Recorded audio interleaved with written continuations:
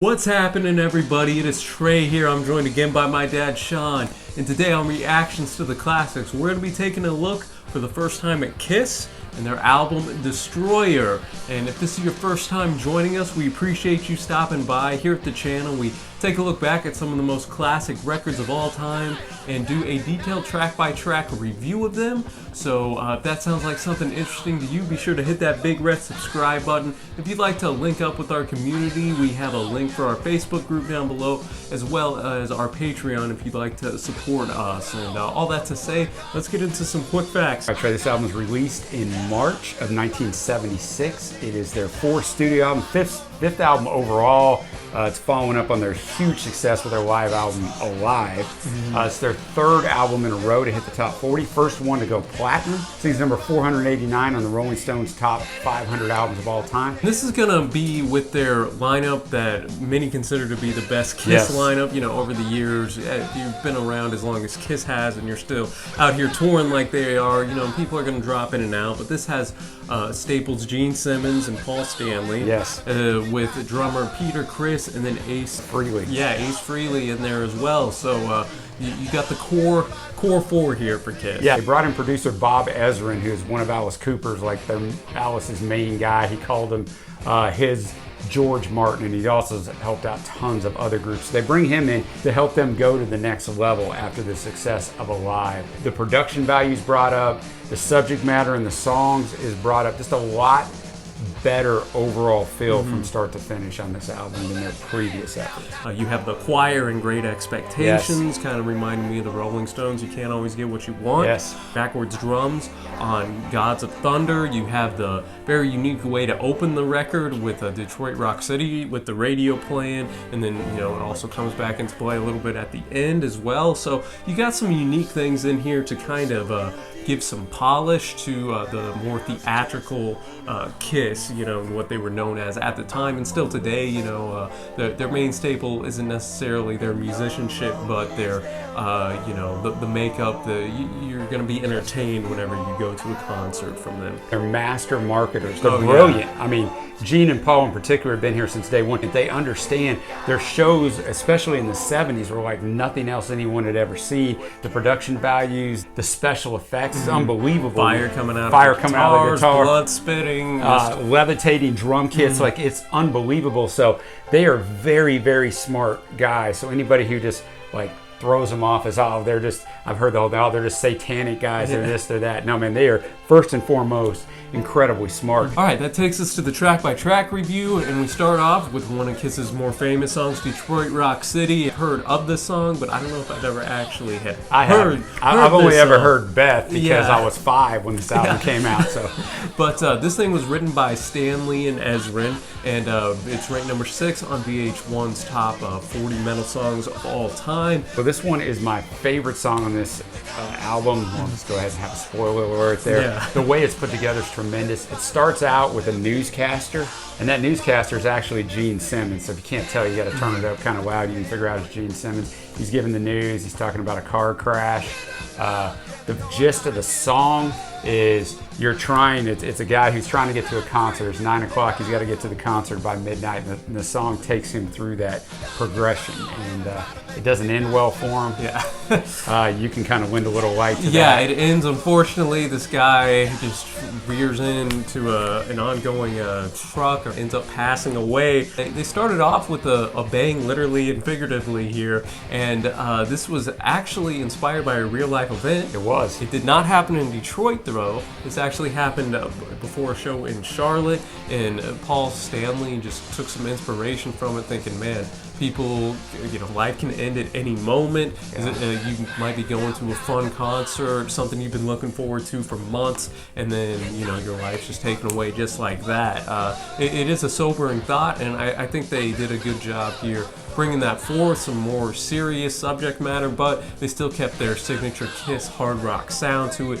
Nice upbeat. You were ready to get up, moving, and bumping this up loud, turning it up to 11. And then we go into King of the Nighttime World. This is led by Paul Stanley here, and this was originally written by the Hollywood Stars, and then Kiss just kind of took it from there, made it their own. And this begins, you hear the crash from Detroit Rock City. Yeah, there's a joining of those two songs. It's great, and they always played them together in concert as well. Yeah, it just kind of flows nice together and keeps a loose concept throughout this record. And I thought this was a solid track, definitely in the top portion of this record for me. A little bit more polished, I'd say, than Detroit Rock City. Right. A little less harder rock edge, but you had your nice riffs in there. And Stanley is definitely my favorite vocalist. I will say that as well. Stanley is by far my favorite vocalist on this album. Nothing against the other guys, but Paul is by far my favorite. I agree with you. Really good track. We're up to track number 3, God of Thunder, the first Simmons-led track. I think it was actually written by Stanley, though. He had every intention of singing it, but Ezrin said, why don't we slow down the tempo and let Gene sing it? So unselfishly, Paul said, sure. Gene actually says this is his theme for the band, then and now. This one is my least favorite. I wasn't crazy about Simmons' vocal performance here. I get why they used him, because this kind of musically was harder an edge and kind of did better with his lower gravelly voice. Yeah, I agree. But I wasn't feeling this. I can appreciate the production and kind of, they tried to set a mood there, but it just didn't necessarily click for me. It takes us right into another Simmons-led track, Great Expectations. Features that children's choir that we talked about in the quick facts, and again, just kind of some unique production here. Yeah, and I'm not exactly a fan of Gene's vocals most of the time. Yeah. I actually really like this song. There's even a little bit of Beethoven's number 8 mixed in here. This was from an earlier song that they kind of reworked, that they had a demo for back in 1974. But all in all, I really enjoyed this. This is one of my top probably 3 songs on this album. I thought Gene really recovered vocally for me from his last performance. We're up to Flaming Youth. This is sung by Stanley. First single to feature a picture sleeve, which is big for Kiss because obviously their look is a huge part for them. This has songwriting credits for Freely, Stanley, Simmons, and Ezrin. Ezrin took 3 of their songs and kind of mixed them together, which I thought was really unique. This track kind of sounded similar a little bit to King of the Nighttime World. I like it was just kind of an upbeat hard rock song, Flaming Youth, how people try to keep the youth down, just like you try to keep me down, Sean. But that's exactly right. We do our best, but we can't do it. But the youth will eventually rise up and take all that pin-up angst and go out and make something. So I appreciated the message there. All right, we're up to Sweet Pain, sung by Simmons. This has a guitar solo by Dick Wagner, who is Alice Cooper's guy. Obviously, Ezrin knew him.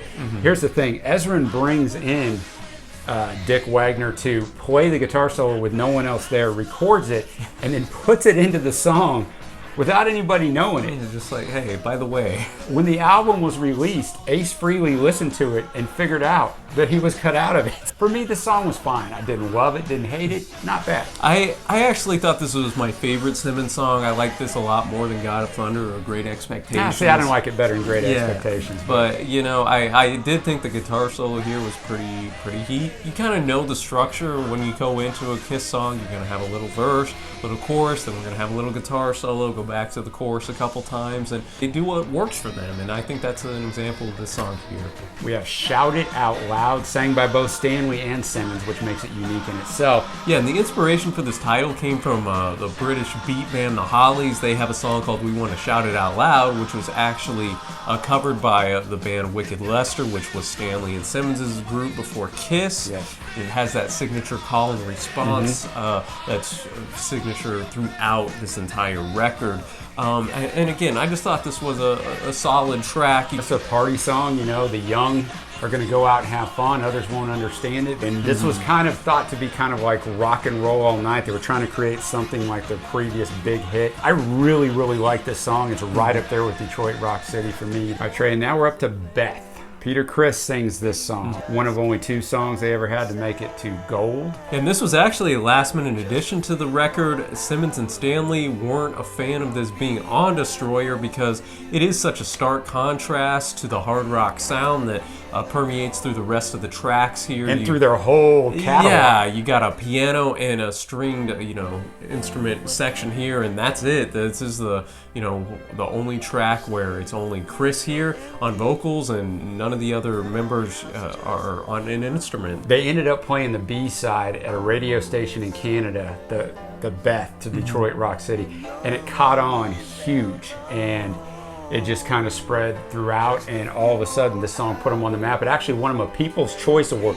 So Kiss, who half of the society was worried was going to send everybody to hell in 1977, now all of a sudden flips it, wins a People's Choice Award. And so even though Gene and Paul didn't want this on the album, it is interesting that sometimes those things that don't seem like they fit change everything, and so they could put up with Beth because it got them the success to have all their other music heard later on. This would be one of my favorite tracks on here just because it does sound different. It is a nice break from the riffs that you're used to. Now we take it back, slow it down just a little bit. Essentially the song's about a guy just waiting for, to go back home to his wife. He's on tour, man. And he's going to try to come home, but he can't. So all in all, great track. Yeah, I agree, and it is a really good track. It is the song that I've heard off this album. I've heard it a bunch, so for me, it's all right. It's a good track. I think for the fact the other three guys aren't on it, for me, it's just not what I expect and want from a Kiss album. And that takes us into Do You Love Me, another Stanley-led track. This is a guy asking his woman, hey, do you actually love me, or do you just love me because I'm a rock star? I can give you all these things, first class, all the clothes, all the stuff hotels you want, and for me, this was my least favorite Stanley song on here. I thought it was a little cheesy at points. I don't know, man. It just didn't mesh well musically and lyrically for me. I mean, I get if you like it, I ain't bashing you. Music's an opinion. But for me, this would be my least favorite Stanley track. Yeah, it was all right for me. I don't think I disliked it as much as you did, but it's fine. But I wonder if there's a little autobiographical thing here. Yeah. I couldn't find anything as I was deep diving on this song of what it was about, but I'm gonna have to think that one of them maybe had that issue, or you're just wondering that, when you're a star and like all these women are coming to you and maybe you fall in love with one of them, you're never really gonna know, do you love me or do you just love me for all the money and the fame? And that takes us into the last track, Rock and Roll Party, which is just an instrumental, although the same chorus is repeated real quietly 10 times. It's 4 lines and you can hear it in the background. So an interesting way to end the album. Yeah, I did think that was interesting to bookend it, kind of with the skit where we started with the report of the crash, and now we're ending it like this. And it kind of, I think there is a loose concept throughout this record, because a lot of the songs are about a rock star. This just kind of ties that concept up a little bit and, sends us on home. But that's going to take us into our favorite tracks. For me, I already talked about Detroit Rock City, Shout It Out Loud, and probably Great Expectations for me. Okay, well, for me, I'm going to have to say Beth was probably my favorite. Detroit Rock City, absolute, banger as well. And I did like Flaming Youth. Well, Trey, that takes us into our overall grade. What'd you give this thing? Well, for me, it's interesting when you review a record because you're just, on this, we review just the music itself. Correct. I'm not taking into account, the whole Kiss appeal. The performance, the showmanship. Yeah, we're looking at composition, we're looking at lyrics, and just what we think of the song. Yeah, so because if I'm just judging on the music itself, I'm going to settle in at a 7.0 on this thing. I still thought this thing had some, solid tracks that I enjoyed. It got a little repetitive sound-wise a little bit as we got through here, so I docked it a little bit for that and for just lyrical content, just repetition, but I understand that, that's kind of Kiss's feel and what they do, and they do it well in the hard rock genre. And if I was a kid in 1977 and Kiss was coming through my town, I'd be sure I got a ticket just to see the spectacle of it all. And you're going to be entertained, and you're going to want to turn the music up to 11 in your car. So